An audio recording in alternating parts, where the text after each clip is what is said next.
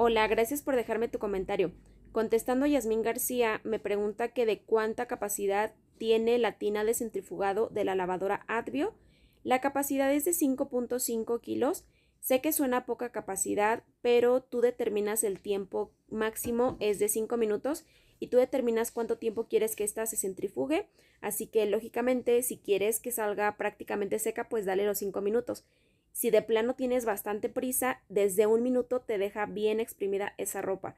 Claro que no sobrepases esos 5.5 porque entonces sí va a ser un ruido medio extraño. Chécalo.